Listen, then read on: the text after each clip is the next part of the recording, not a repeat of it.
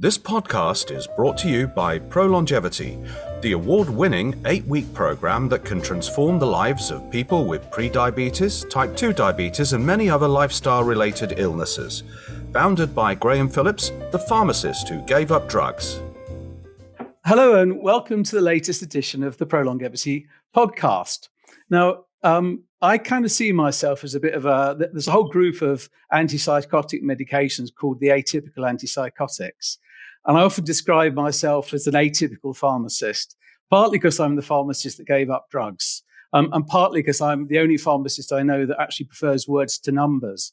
And I think I've got with me today an atypical doctor, Dr Vyvyane Loh, who's got a fascinating background, fascinating history, everything from China to Singapore. I think you've been in America and England, and you've been on your own health journey. So I was looking at your website, Vyvyane, and welcome, very much welcome. Thank you. One of the things that struck me was that some of those cultural aspects showed through, and I very much want to explore that. It says on your website, for example, naming is really important in Chinese. When I was born, my mother remarked that I was a lively baby. And certainly I've been looking at your videos. You're certainly a lively adult. Thank you. The nurse caring for her replied, then you should rename her Vyvyane, which means lively. So should we start there and see where that takes us? Sure. People, I think people have asked me about my name, and of course it's spelt a little differently, but the root is, Vita, life. And I was, I think, a lively baby, and I feel that it continues into my own interest in what it means to be alive and what life is, right? Which is how I got into the biological sciences. And that word bios, as you well know, is the root of Bibiana or Vyvyane, which is my name. Absolutely. It's rather beautiful, I think. And you've got this kind of eclectic range of interests. So I don't know anybody who's into sort of dance and the classics, and then they've done a biology degree and then did up as a doctor. So walk us through a bit of that, because that's quite something. I wrote a blog on it on my website, and I think it's called Being Leonardo da Vinci. And when I was young, I said I wanted to grow up and be Leonardo da Vinci. And I didn't have any illusions of grandeur. It just was that I thought it was a job. I thought it was a job description. I thought, this guy has it good. He goes around, he's painting, he's staring at clouds, and then he's inventing, machinery, and he's doing sculpture. And I want that job. Right. And so I always thought when I grew up, I'd be Leonardo da Vinci, because that was what suited me and what I would find interesting. And so I think as I grew up, I kept exploring both sides. And even though I grew up in I grew up in Singapore, a system that makes you decide very early. Right. There was a part of me that, just kind of resisted that. I knew that, to balance myself and to be happy, I needed both sides, right?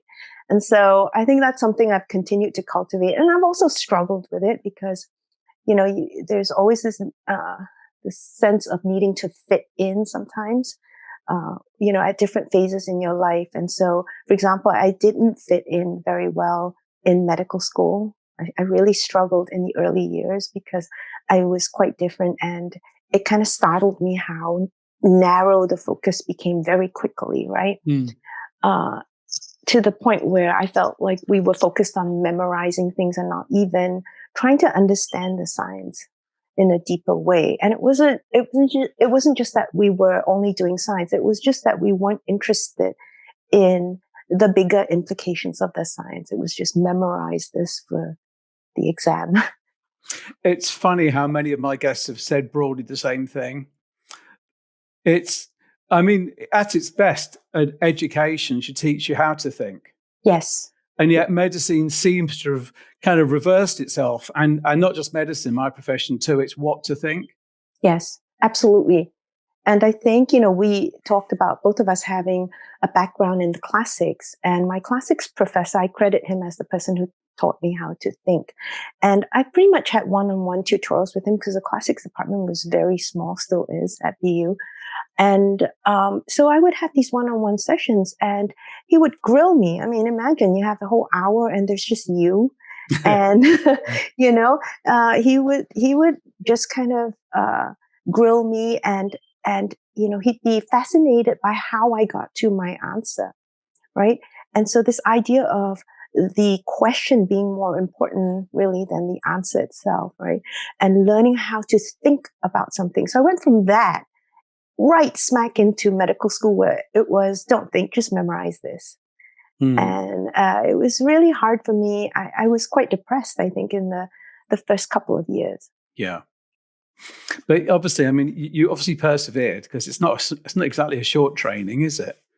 Yeah, I think I had a few moments where I had to just kind of make a decision and say, I'll go my own path, and just kind of do things my own way.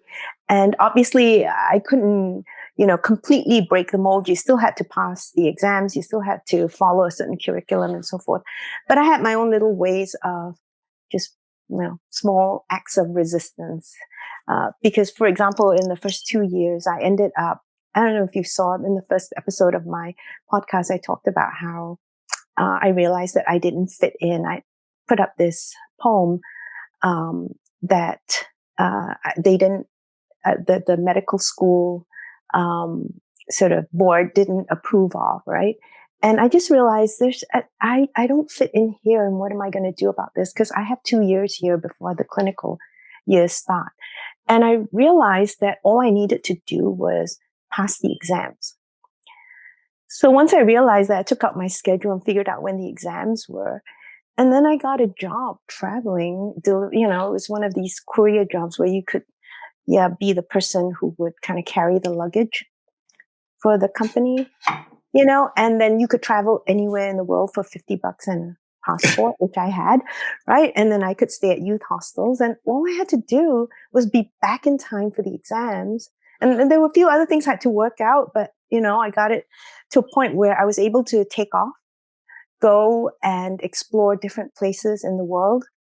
So the first time I traveled like that, I went to Amsterdam just because, I was asked, where do you want to go? And I said, Amsterdam, I'll go there. That's how it happened. And then when I was in Amsterdam, I was waiting at the airport and I heard someone announce a flight for Istanbul. And I said, I could go there next, and that's just how Should you not have gone A, B, C, D, but A to I, right? A bit random. Yeah, whatever hit me at the moment. And so I decided, and then I would just kind of breeze in. And I think there was one exam, it was a kidney exam. I still remember that.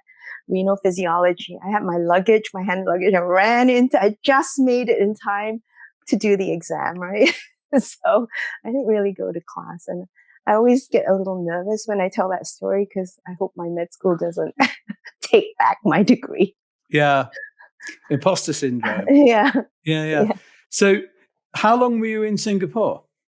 So I was there through my teenage years. I was born in Malaysia. And then very shortly, we moved to Singapore. My brothers also, we started school in Singapore. That was the primary reason my parents brought us there. And it's a very competitive environment. Yeah. So I think it was a huge blessing. It was also very stressful, and then eventually I made my way to, briefly to, the UK. I did my A-levels there. And then I ended up in Boston, which is where I am right now at Boston University. And I did my undergrad here, which is how we do it here. And then after that, your medical school is sort of a postgraduate degree. So I actually got into medical school at the end of my first year undergrad.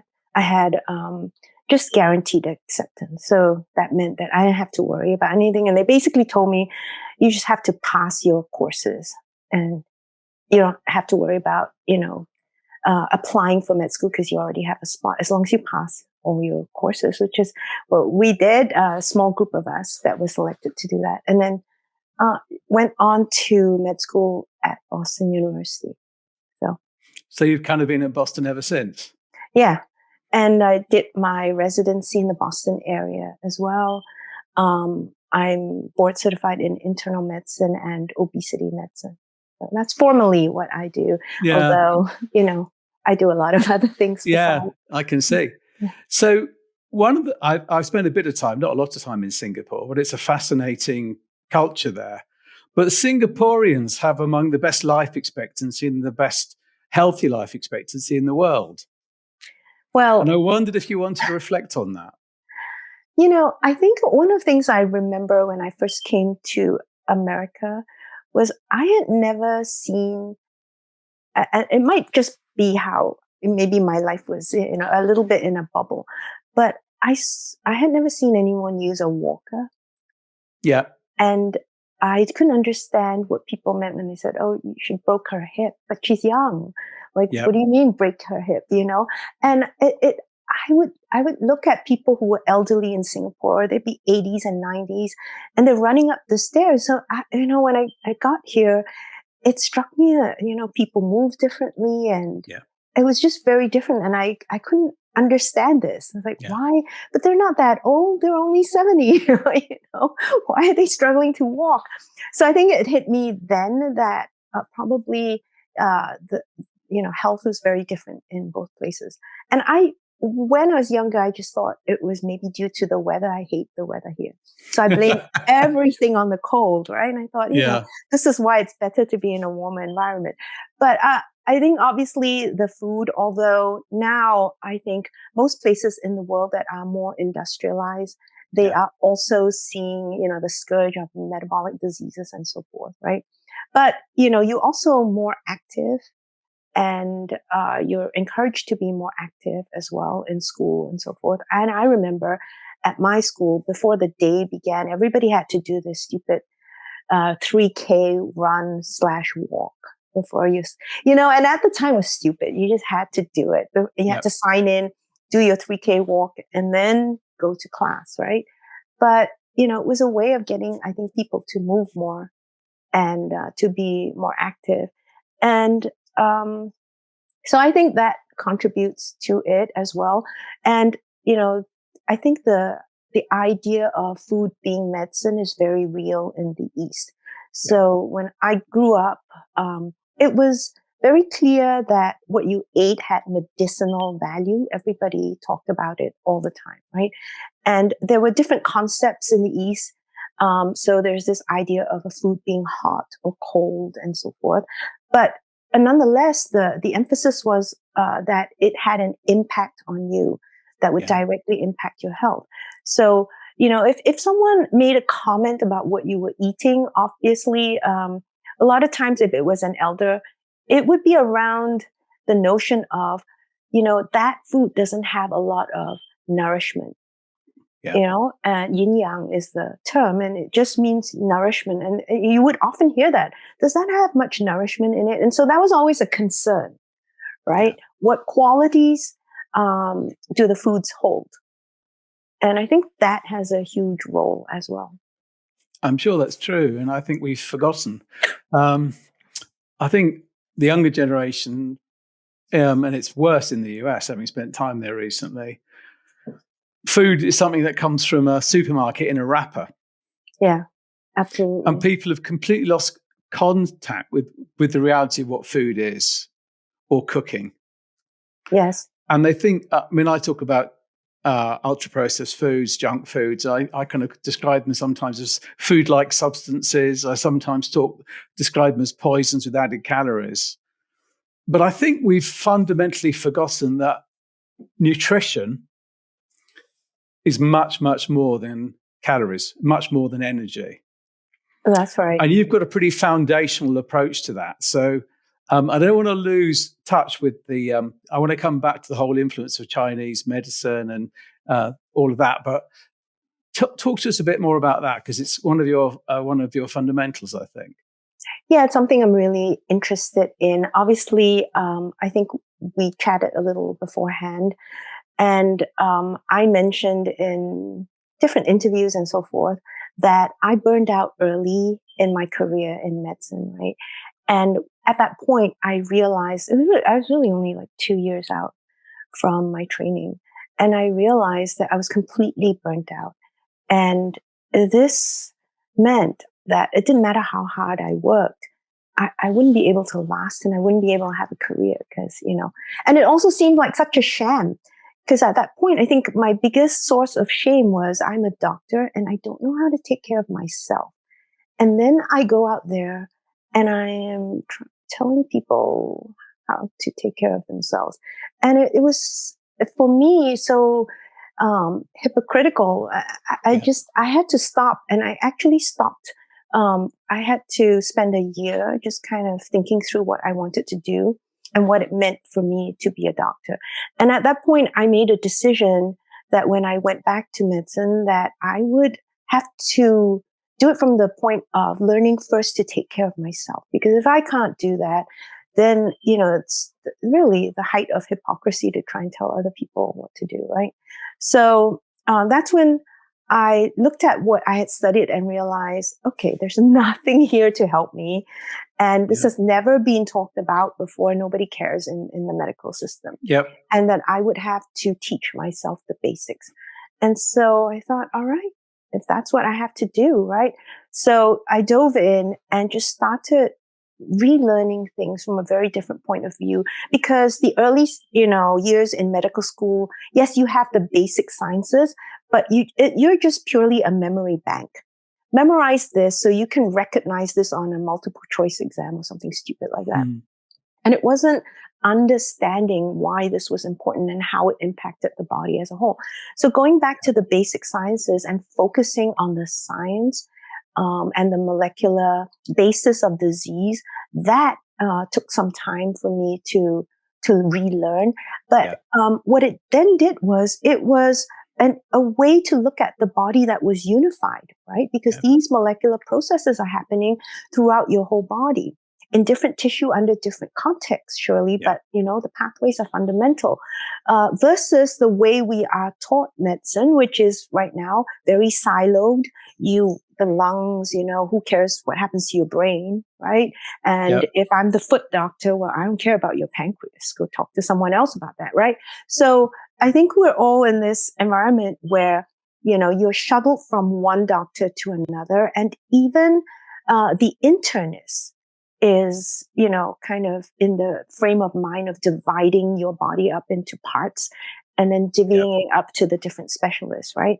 So having the spaces of the molecular foundations of disease helped me really appreciate the link and how the body organizes itself and makes decisions, right? As an entire organism. And that's when I started to really, really get excited about medicine, right? And, again, we just talked about nutrition and realizing how, when I grew up, that your nutrition affects every aspect of your life. So looking at, again, the biochemistry of the nutrition that we learned, looking at the macro and micro nutrients, but then realizing they did a lot more than just provide energy. And I think that's where we're still stuck.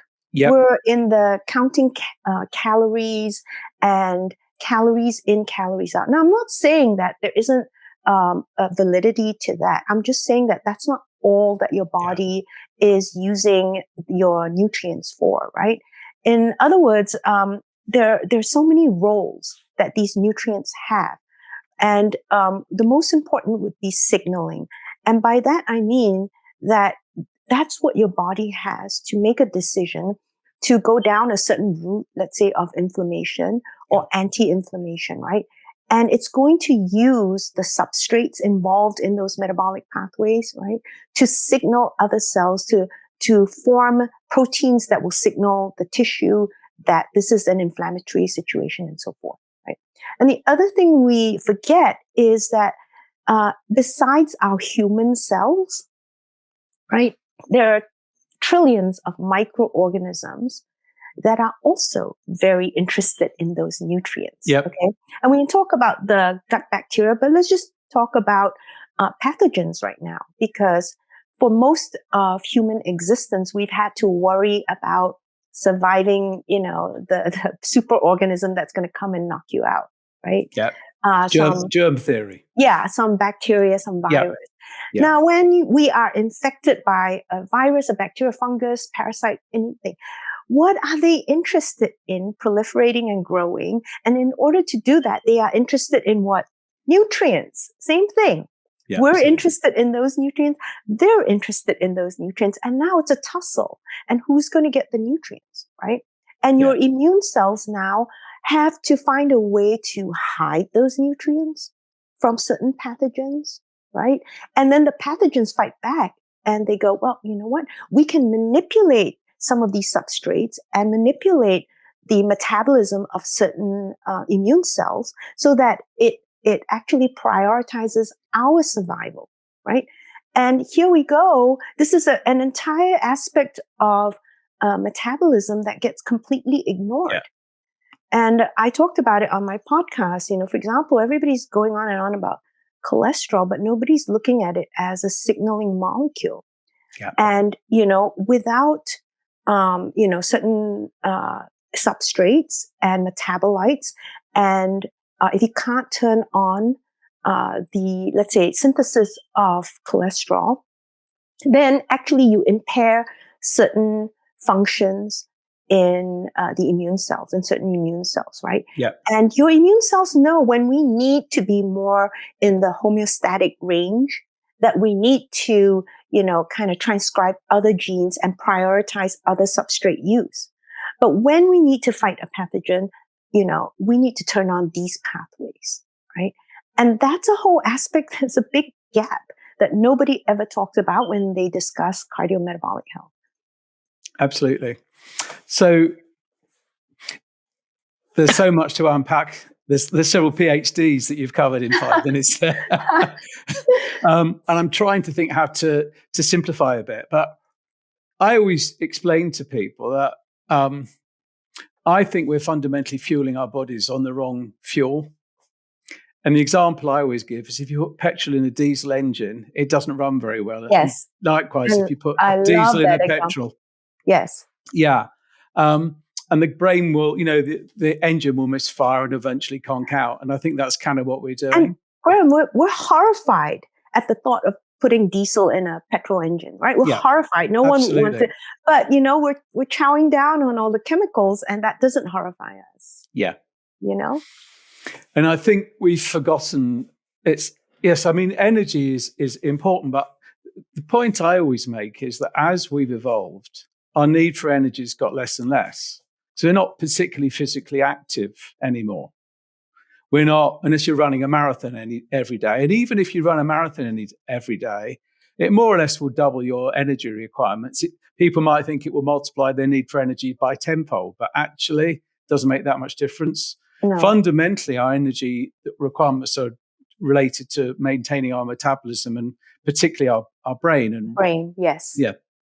Absolutely. Tiny percentage of our body, but a huge percentage of our energy requirements. Right. So it isn't really about the energy, it's about the nutrition. Yes. So should we say a bit more about that? Because we can talk about the macros, which you mentioned briefly, proteins, carbs, carbohydrates, and fats. But all carbs are not the same, all proteins are not the same, all fats are not the same. No, they're not the same. And if we look at fatty acids, for example, differences between omega-6s and omega-3s, the polyunsaturated fatty acids, right? There are different signaling pathways involved, and they can turn on different immune responses in your body, shall we say, right? And it depends. That's the other thing where we think that inflammation is bad and anti-inflammation is good. It really depends on the context. Yeah. Because if you have too much anti-inflammatory action, then you don't have enough, for example, immune surveillance, and maybe cancers could grow. Yeah. Right. As a result of that. That's just one example. Yeah. Good example. And now obviously you don't want to have too much inflammation either. But at any point in time in our bodies, we're having both processes happening, and they have to, right? And even as, I have this love for macrophages. They are my favorite immune cells. So I'm going to be biased towards talking about them. But, if you think of a macrophage, at the same time that it's revved up its immune response, where it's phagocytosing and gobbling up pathogens and debris in the environment, right? It's also preparing to get into the sort of wound healing and repair stage, right? And sometimes it's happening at the same time, because at the same time that it's killing pathogens, it's secreting enzymes that will dissolve the extracellular matrix and prepare it for, wound healing and so forth. So these processes are intermeshed, and you can't really separate them out, So I sometimes hear people say, well, we want to make you more anti-inflammatory or more. And basically my approach is, I just want to get out of the way and let nature figure it out, because she's done a good job for a very long time. If we let her do it. Yeah. And it's just, don't get too much in the way of nature, because she knows what she's doing. And that's my approach, rather than say, oh, we're going to shift you here. Obviously, if you see big imbalances, to right it, you want to move, you want to kind of push towards the opposite direction. But in general, my approach is just to say, let's get back to a notion of balance and let the body know what to do, because I do trust that, the body does know what to do in an astounding way. Absolutely. And I think we've become, I always say we're cavemen living in a space age. Yeah. And if you look at our, 2 million years of evolution, for most of that time, we've behaved in a particular way. We've been exposed to a particular environment, and we've eaten certain sorts of foods. And in the last 100 years, and accelerating in the last 50 years, we've got an environment that's completely alien. Unnatural light, unnatural clothes, unnatural contact with the ground. Everything has become remote, and we've all kind of been convinced, I think, by vested interest, that we can outdo 2 million years of evolution. Yes. And the example I always give when I'm giving talks, I've got an example. I've got a plate, and on that plate is butter, half butter, half margarine, and margarine. And on the plate are the ants. Okay. All the ants are around the butter. None of the bats are on the margarine or the semi-margarine. And my comment is, the ants know what to eat. It's just the human beings that don't. Yeah, that's right. I think we are in this mindset of hacking our environment, right? But, we think that we can fool our bodies, but we really can't. Well, a couple of million years, we might evolve in that direction, but, I don't think we've got that time. So I know macrophages is one of your pet topics. So let's start off at a more of a helicopter view for an audience that might probably never even heard of a macrophage. So let's start at the sort of O-level biology before we go into the PhD level theory. So what are macrophages are and why are they so important? They're the most awesome cells in the immune system. You think of them as the Godzilla, right, of your immune system. And your immune system is divided into two tracks, right, broadly. One is the immediate track, where we have to respond to the environment. Now we don't have time. We don't have time to mess around, right? So we have to respond to an attack by a bacteria or some other organism now. And that's the innate immune system, which has an immediate or acute response. And then we have an adaptive response that says, kind of like AI, right? Now that we've learned a little bit more about the enemy, how can we plot to get rid of them, right? And given the information that we've gathered about the enemy through the innate immune system, the acute system, we use that information and feed our adaptive cells, right, information that will help them attack and go after the enemy, whatever that might be. And that could be an organism, a fungus, a virus, a bacteria, but it could also be a danger signal that your body is interpreting as an enemy. Okay. So let's say reactive oxygen species, for example, lack of oxygen, hypoxia, right? These are danger signals. And then your body goes, this is not a good situation, right? And your immune system is revved up to respond, very similar to ways that, it would respond if it were looking at a pathogen. So the macrophage is part of the innate team. And it's one of the foot soldiers in the innate immune system. And for a long time, we thought about the macrophages as the sort of the brute, right? That would go in there and just take care of the thugs and beat them up, eat them up, and chew them up and spit them out, right? So they're known to be phagocytes, and that just means that they eat up or gobble up other cells or debris in the environment. So I think for a long time, we just thought about the innate immune system as this, quick, not very sophisticated system. But in the last 10 years, I would say, I think we've just realized just how profound that system is and how much it's involved in disease development. Yep. So with the macrophages, the other thing that they do is that they are going to be the intelligence sources. So they're not only the soldiers, the foot soldiers, and they're attacking the enemies, they're also gathering intelligence, and they're feeding this to the adaptive cells, your lymphocytes, right? And with that information, they also can stimulate those cells to go on and now really target that particular organism. It's like painting a picture now, and this is the enemy, this is the face of the enemy, go find this person or this organism, right? Rather than, there's like a million organisms out there, which one am I supposed to attack, right? Yeah. So it's kind of defining for the lymphocytes, which cells to go after, right?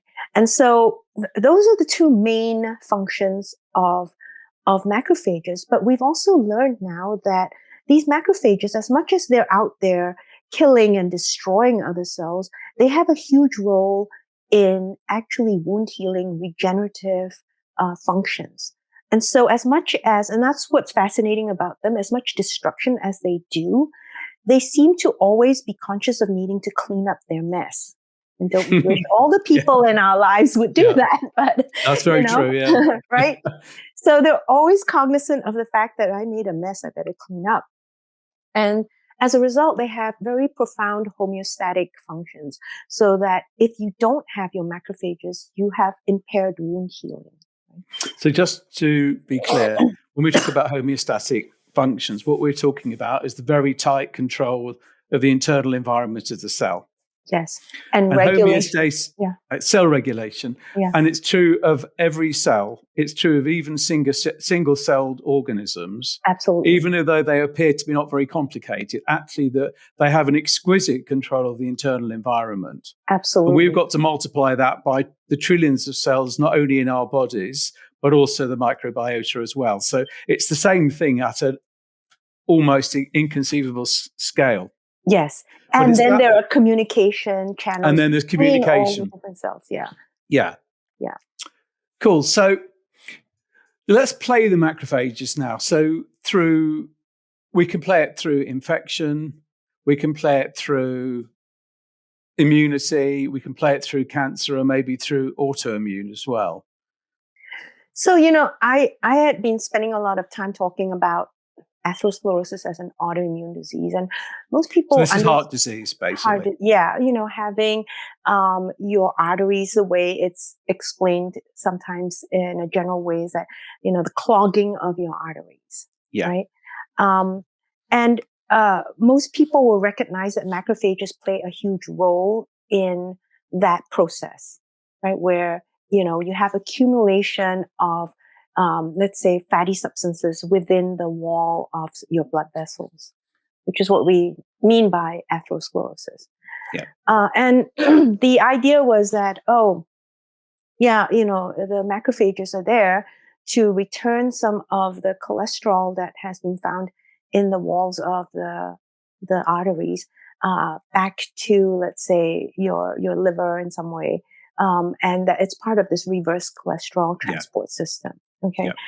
But I think what people don't realize is that actually the macrophages are switched on and off and are signaled via different lipid metabolic pathways.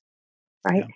And when they see a pathogen or any invading substance, foreign substance, it will use a lot of these lipid pathways to rev up their sort of phagocytic function, right? And how they would fight off infection.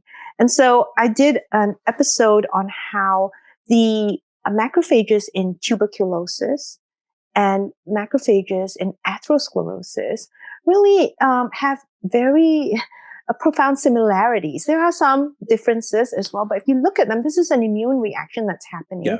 And the idea in TB is we need to wall off the infection because it has a hard time killing the TB organism.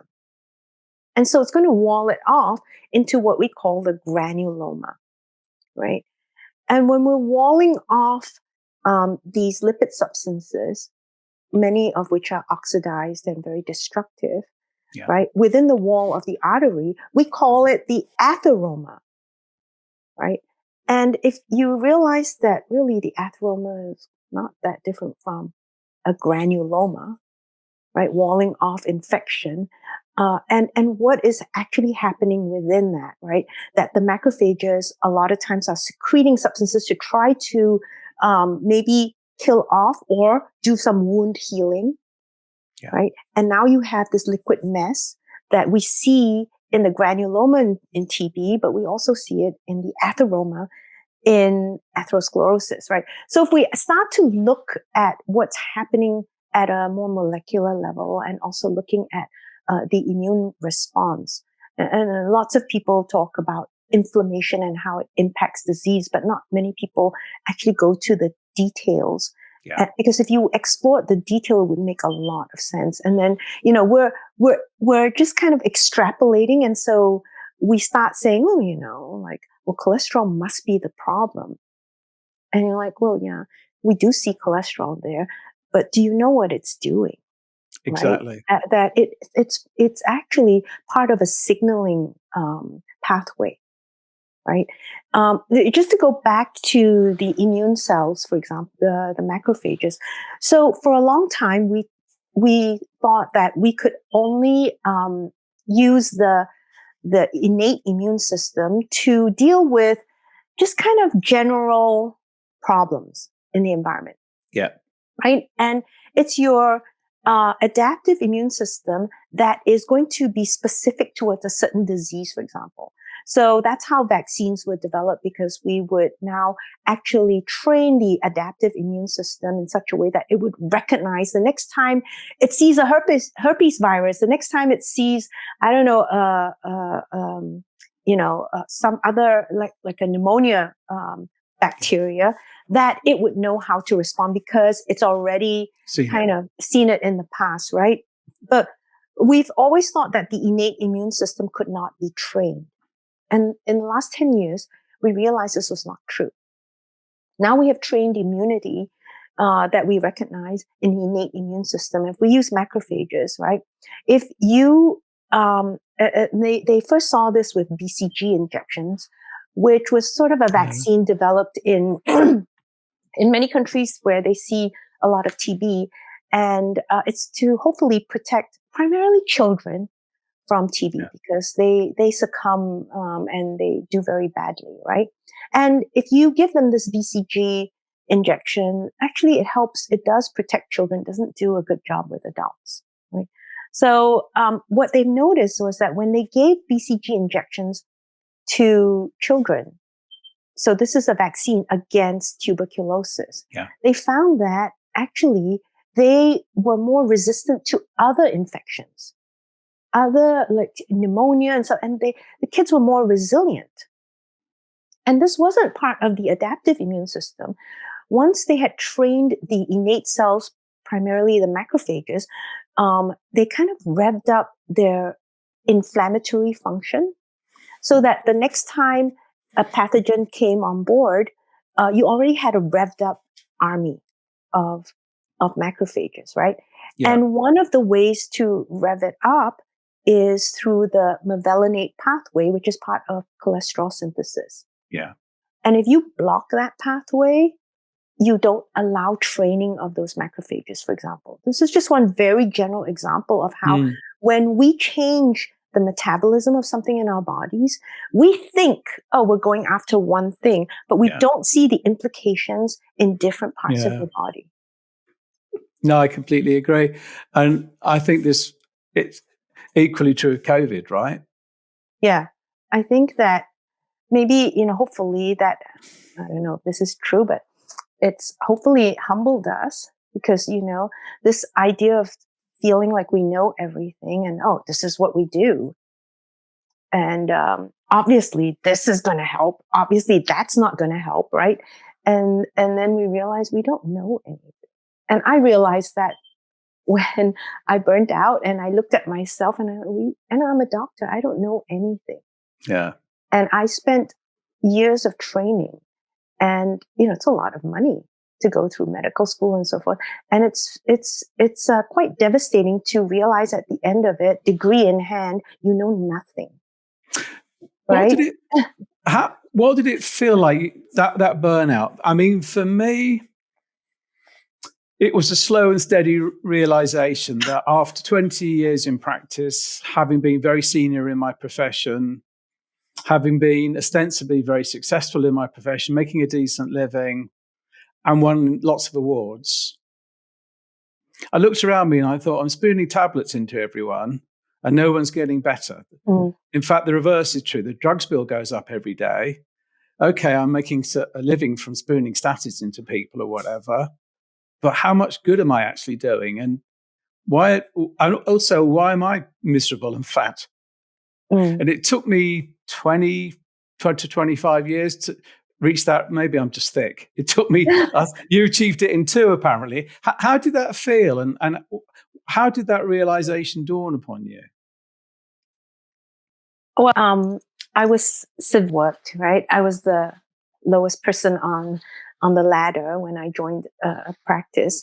And I had everything dumped on me. So, just like the good resident, you do everything. Yes, of course, I'll take on, all your patients and my own, right? And then I realized I couldn't be superwoman, and I did burn out. And it got to the point where I was completely dissociated from my body, That's not a good look. No, it wasn't, because one day I had these tears running down my face. And when I was asked about them, I said, I think it must be allergies. I said, it's weird. I don't know, because I couldn't feel anything, but I had tears running down my face, right? And I thought, I think it's probably allergies. And this is very weird, right? And it took me a long time to realize, I don't think it's allergies. I think it's something else. And there was this just gap between what my body was doing and I couldn't feel any of it. Right. And when I realized that, I realized that I didn't even know who I was anymore. Yeah. I had an episode where I was in my car and I was behind another car at the traffic lights. The lights were red and then they turned green. The minute they turned green, I just hit the horn and I just went, move, and there's just so much frustration in me. And the minute I did that, I was like, who am I? I just stopped and I thought, what just happened? And I had to pull over and I stopped and I thought about it and I thought, I don't even know where that came from and who I am anymore. And that was the big decision to quit at that point. Because I knew that I wasn't well, and, to go in and now try to take care of other people when I couldn't take care of myself was not the right thing to do. And I knew I didn't care anymore. I was so tired. I didn't care. And I thought, you know what? At this point, you have to leave. And it was a very tough decision, Graham, because I was very early in my career and a lot of things were riding on me keeping my job. And now here I was voluntarily leaving. I made that decision. It was a hard one, but I just felt that I can't be a good doctor and I will probably harm someone if I keep doing this. And that's took the year. And it, as I said, it had huge personal implications for me. At the time, I was depending on my job to get me my green card. So the minute I left, I didn't have that anymore, right? And then I had bills that I had to pay, and I didn't know how I was going to do that. And I just took on all kinds of crazy jobs. I worked as a personal trainer. I was a fitness instructor. I taught dance. I taught English. I taught Portuguese. Anything I can teach that, I think, like with the fitness instructor, I was at the gym and they said, we need someone to fill in. And can you do that? And I said, sure. And I went to the library and watched a few videos and memorized the steps, and then went in and taught it in a week later, right? And that's pretty much what I would do. I thought, yeah, there's probably a book for that. Let me look it up, and I figured my way around it. But that year made me kind of really seriously evaluate what my life was about and what I wanted to do and what was important to me. And then when I made the decision, that I was going to actually try to figure this out and take care of myself better, that really changed my approach. I mean, it's a very sad story in a way, isn't it? Because you've obviously highly intelligent, you've got all this training and ended up in a blind alley. I didn't end up in quite the same blind alley. I think for me, it's a sort of slow evolution, a slow dawning of the reality and a sort of a slow turning of the ship. Whereas for you, it was like a U-turn. But think about this though, Graham. I mean that, you in the medical field, you take some of the brightest people, you turn them into pharmacists and doctors and nurses, right? And then you burn them out and you spit them out, right? You take the brightest people and you spend your time taking the spark out of them. Yeah. Right? I think that's true. I think also, I think the American system is possibly worse than the British system as well, because I think it's more driven by vested interest, and big food industry and the pharma industry have an even greater hold over society than we do here. But it's admirable that because I think, what do people do? Some people burn out and leave. Some people burn out but keep going. The old thing about the wheel is still turning, but the hamster inside is dead. And don't you think a lot of health professionals are basically doing that? And you didn't. I mean, I couldn't be like that. I can't be that person. But we're all surrounded by health professionals that we recognise are basically burnt out, but they're going through, them. And they go into administration. Or they just follow the nice guidelines blindly, and they tick the next box and next please and move on, and they've just become a cog in the wheel with no real independent thought. It's all been destroyed. Yeah, it's a coping mechanism, I guess. Absolutely, and they have families that they have to take care of that are depending on them and so forth. So I can see the bind they're in. It's a lot harder. And that's why I say it was a gift that I burned out early. Yeah. Very early when, okay, all right, the only person now I have to worry about is me right now, right?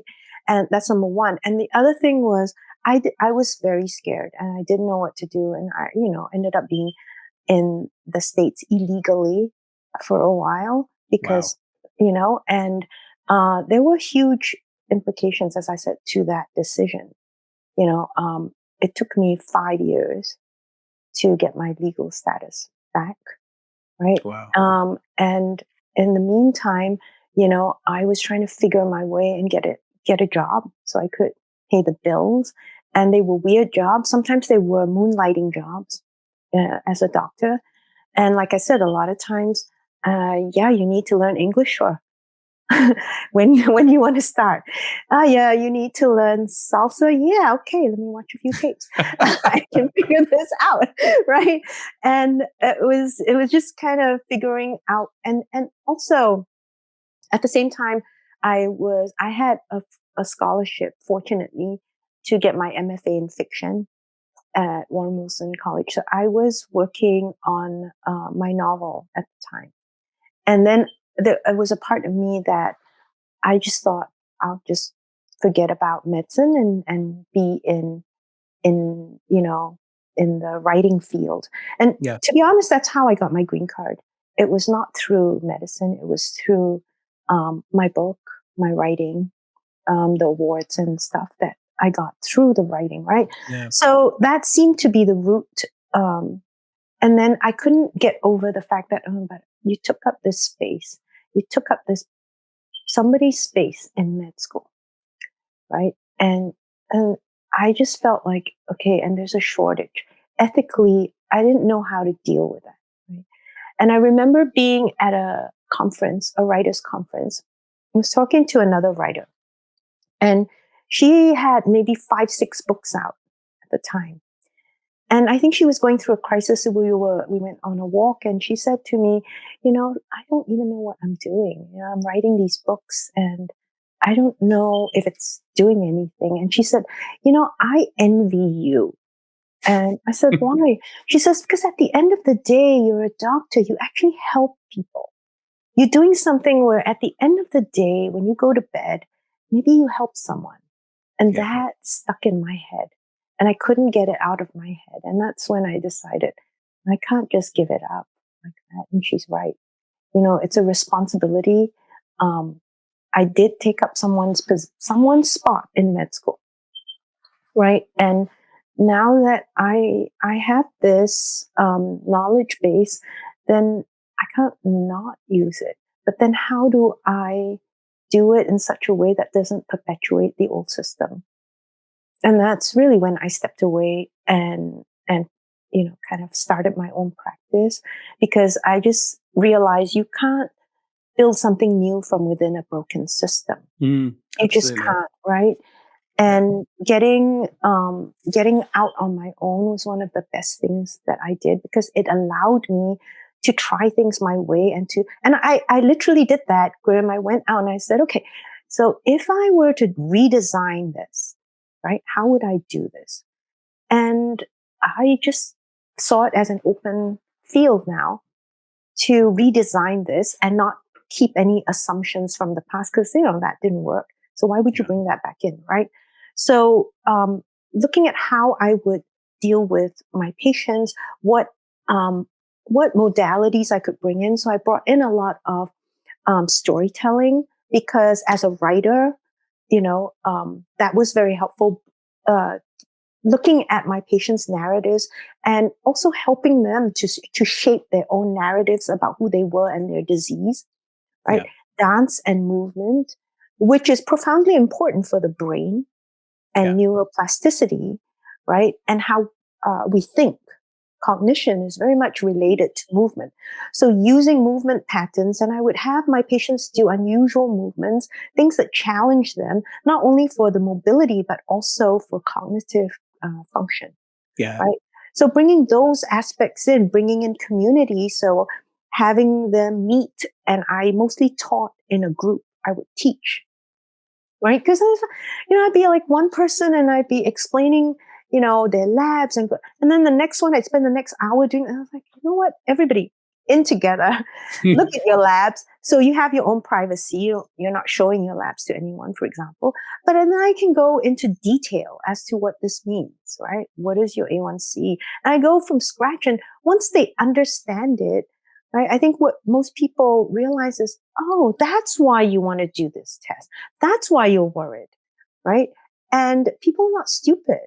Once they realize how it impacts their health, and you make that connection for them. Yeah, right? absolutely. So, I have patients who would say, doctors say to me, it's like, oh, it's so hard to get my patients to exercise. And so how do you do it? And I said, oh, it's very easy. I tell them, look, let's start with chair stands. Let's do 100 chair stands a day, or squats. And you know why you have to do it? And they're like, I said, because when you can't get off the toilet seat to wipe your own butt, it's nursing home time for you. Yeah. And once they hear that, they're doing their squats every day, right? Yeah. I'm like, because nobody talks about how we end up in a nursing home. I'm like, let me tell you. Okay? Let me tell you, when you can't stand up on your own, that's the day you're going to be in the nursing home, right? And they all look at me and they go, oh my God, why'd you put it that way? I'm like, because it's the truth. I'm like, I never thought about it that way. I'm like, yeah. Well, now that you know, you can do the squats or not, right? Yeah. They all do it. They all do it because they see the connection. That's why I'm asking you to do this. I think that's right.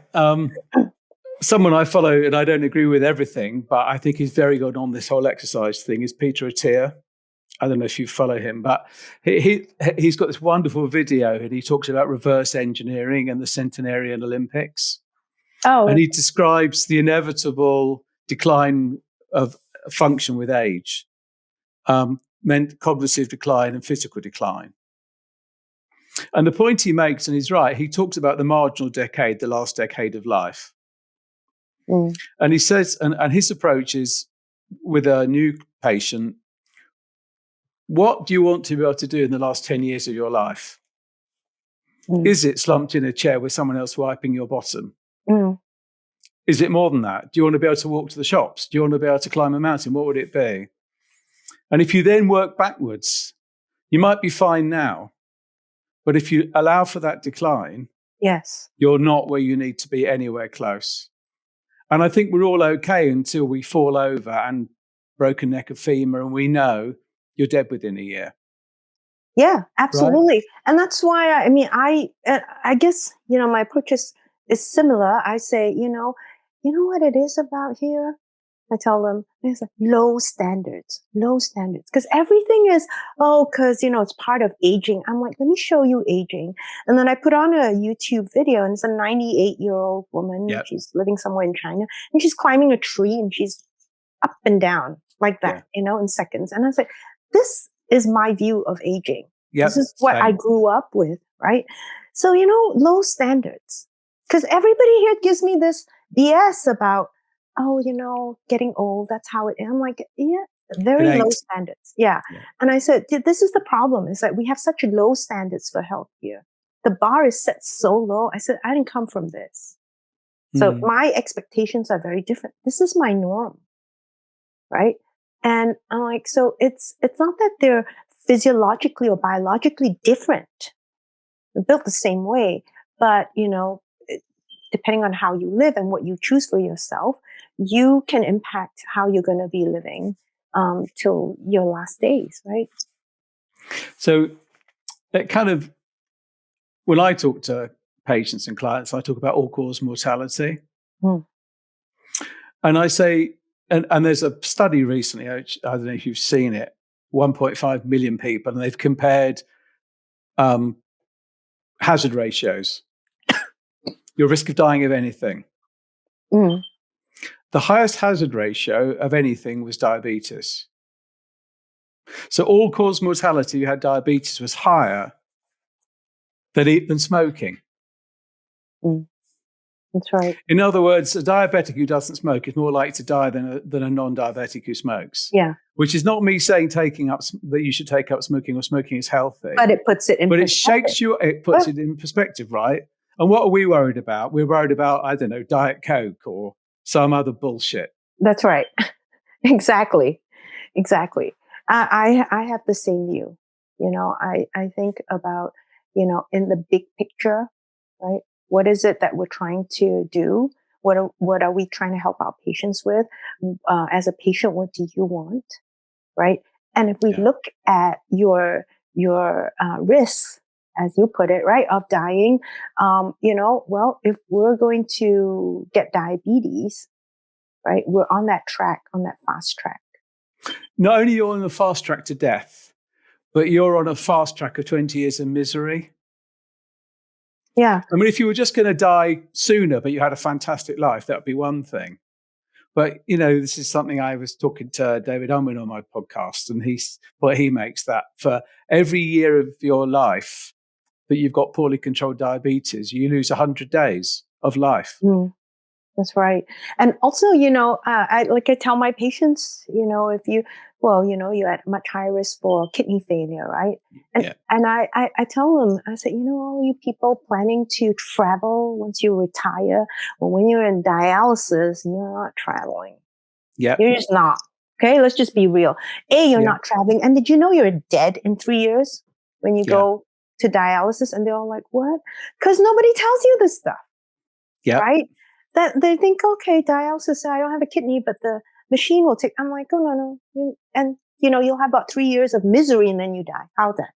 And I'm sure it's true the American system as well. The majority of the expenditure of the health system is that last couple of years of life. Yeah.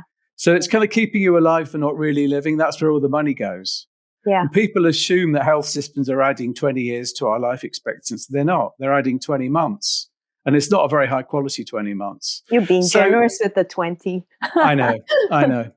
We'll leave it. We'll accept that for the sake of the argument. So look, there's lots that we've covered and lots more that we could.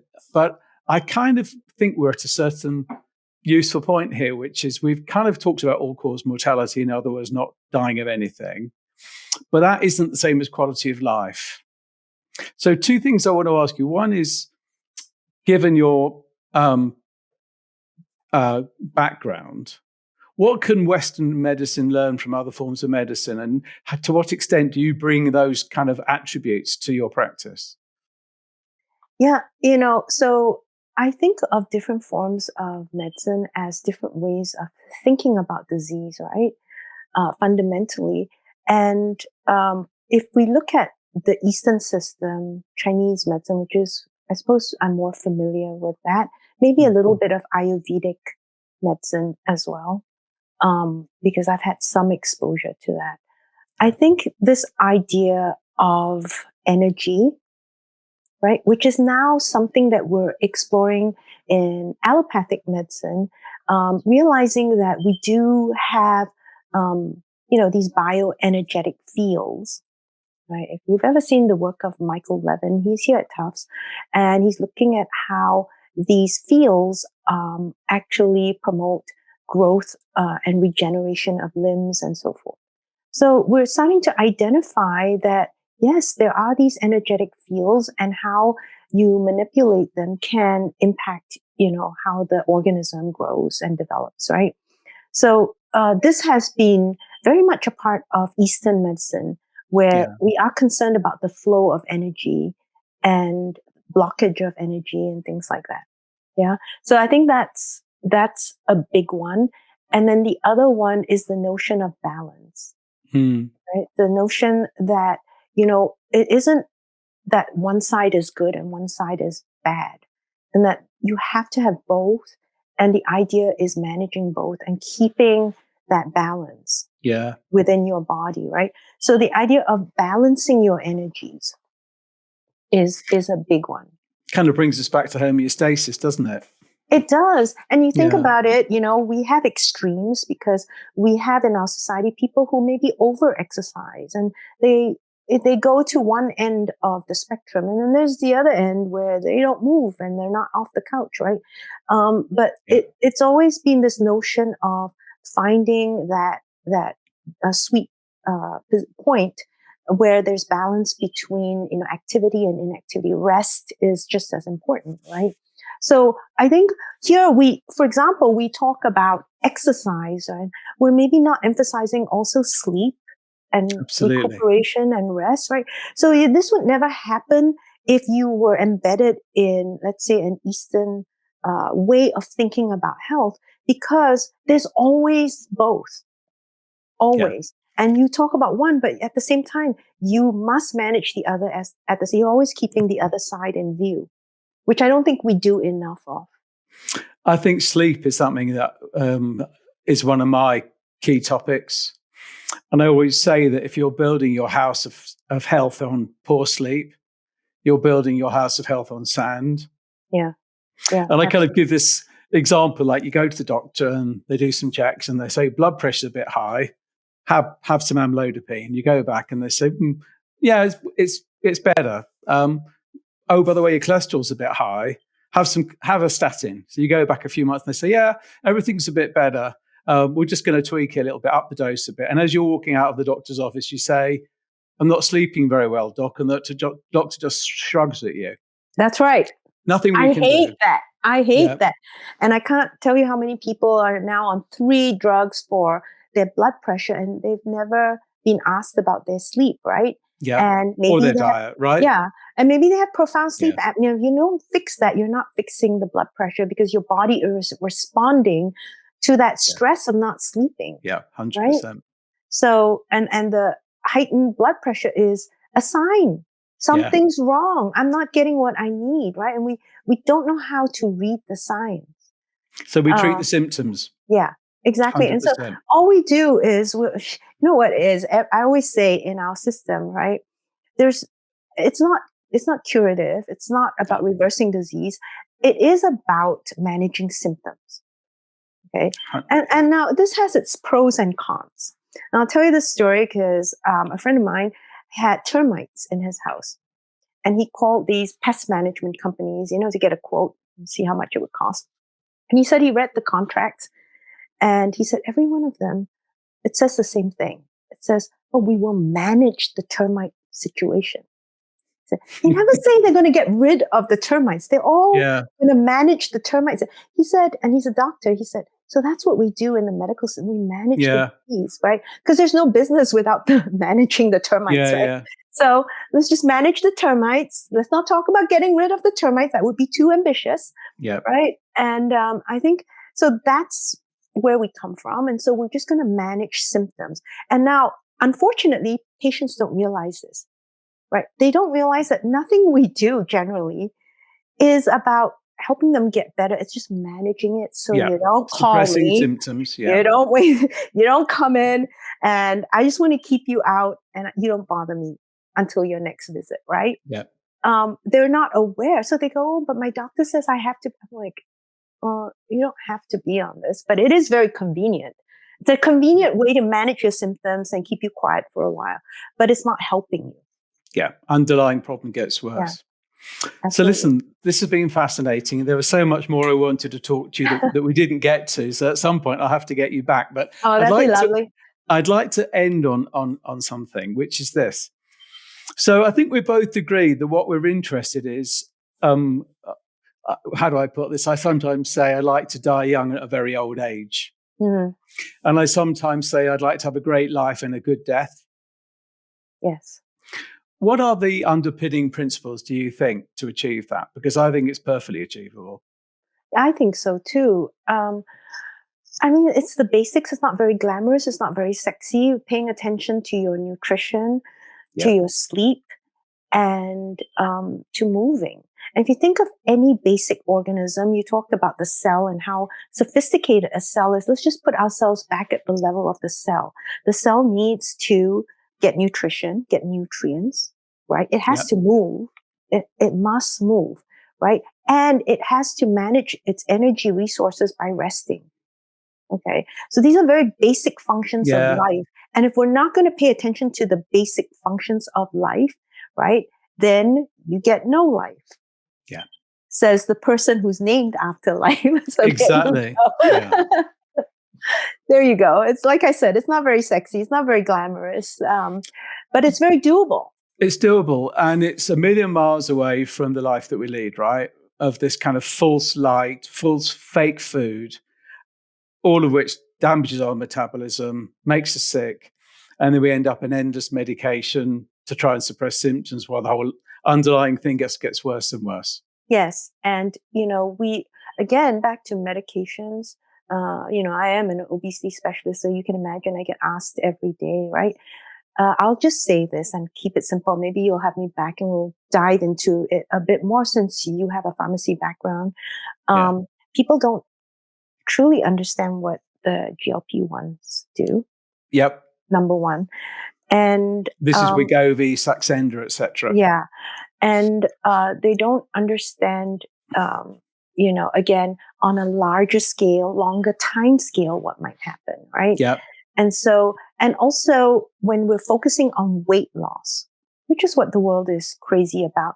And now we are even extending that into the pediatric population because we see an obesity issue with kids. And so now it's again a weight loss issue in kids, right?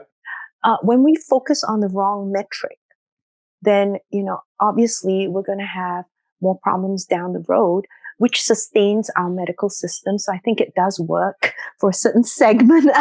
Don't knock it, it's a living. Yeah, exactly. Right. But I think, if you understand what's going on, you realize this is, again, kicking the can down the road. Yeah, 100%.